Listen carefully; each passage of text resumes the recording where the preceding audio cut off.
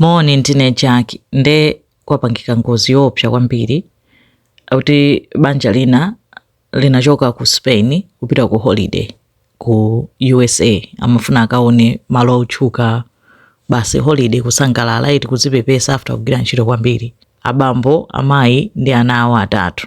Abambowo apangidwa identify kuti ndi Augustine Escobar, akazi awo Mercy Kaprubi ndi ana awo atatu. Wang'ono kwambiri wa zaka 4, wina wa zaka 5, pamene wankulu kwambiri anali zaka 11. Nde makolowa anthu awiriwa ndi ma executive akuluakulu a company ya Siemens. Panopo achita identify, poyamba analinena kuti samadziwa ayi kuti ndi ndani, analasana achita identify.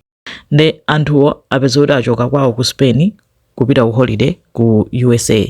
Nde atafika umeneko anapanga decide kuti akakwere helicopter, apange haya helicopter aone malo otchuka osiyanasiyana ngati achina Statue of Liberty aja jani ndi anawo. Nde ananyamuka kukwera ndege ija anapanga haya ku New York ku Manhattan.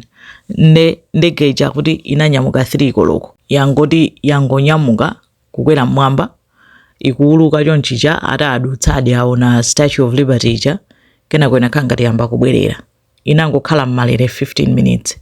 Anthu amene ayiona, amene amaona zomwe zinachitika, ati ndege inapezeka kuti ndikuti ndege koma ndi helicopter iti inapezeka kuti yamba kuphwasuka ili mwamba momwemo, kuti propeller kaya inatani, basi anthu kuyamba kufuula kuona kuti helicopter yoti kukhangati kutani ikuphwasuka nkutembenuzika kukhala upside down ili mwamba momwemo kena kuyamba kugwa.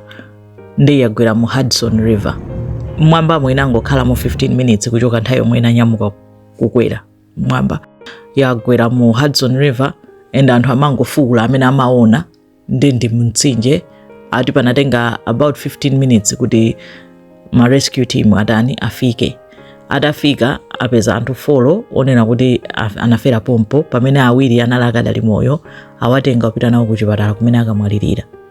Koma sakunena kuti amene anali moyo mmene mundani kapena chani, koma nanga sionseso amwalira. Iti zomvetsa chisoni kuti banja lonse kukapezeka kuti anthu anangopita kuti akasangalale koma basi athera patipo zathera pamenepo zosakhala bwino, zomvetsa chisoni. Imene ndi nkhani imene ikuchitika ku USA.